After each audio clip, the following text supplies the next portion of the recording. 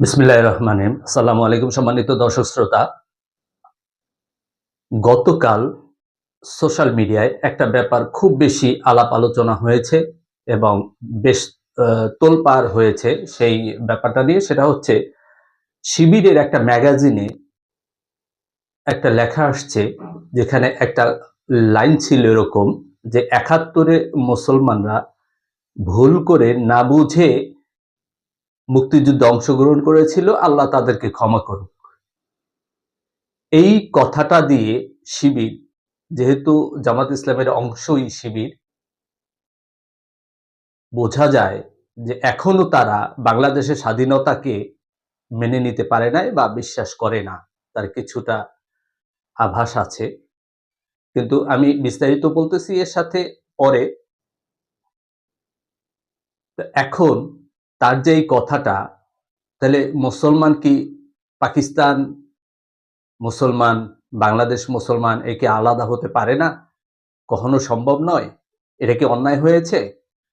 এটা যদি হয়, তাহলে আমরা যদি মিডল ইস্টের দিকে তাকাই, সৌদি আরব, কুয়েত, বাহরাইন, কাতার, আবুধাবি, এখানে তো সব মুসলমান দেশ। তাহলে সব কেন আলাদা আলাদা হলো? সব একত্রেই তো থাকতে পারত।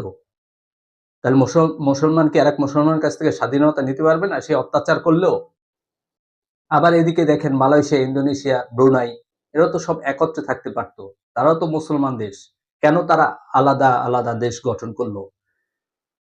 এটার সাথে মুসলমানিত্ব, স্বাধীনতা বা স্বাধীনতার সাথে মুসলমানিত্বকে মিলিয়ে এরা কি বুঝাতে চায়? স্বাধীনতা চাওয়াটা তো আর অন্যায় কিছু না।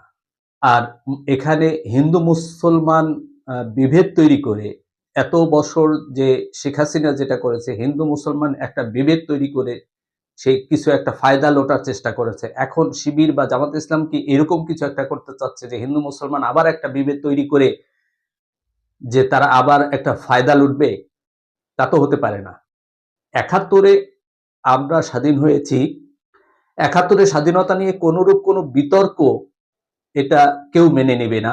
কারণ ৭১-এর স্বাধীনতা যদি না হতো, তাহলে আজ ২৪-এর এই গণঅভ্যুত্থান হয়তো হতো না। এখন ২৪-এর গণঅভ্যুত্থান দিয়ে জামাতে ইসলাম একটা কথা রটানোর চেষ্টা করে, আমরা নতুন স্বাধীনতা পেয়েছি, নতুন স্বাধীনতা পেয়েছি ভারতের কাছ থেকে। এই একটা কথা রটানোর চেষ্টা করে। আসলে ২৪-এ যেটা হয়েছে সেটা স্বাধীনতা যুদ্ধ হয় নাই। স্বাধীন আমরা ৭১-ই হয়েছি পাকিস্তানের কাছ থেকে। ২৪-এ যেটা হয়েছে সেটা হচ্ছে ভারতের চক্রান্তে স্বৈরাচারী শেখ হাসিনা দেশের ভিতরে যে অন্যায় অত্যাচার করতেছিল, সেখান থেকে আমরা মুক্তি পেয়েছি। আমরা একটা গণ অভ্যুত্থান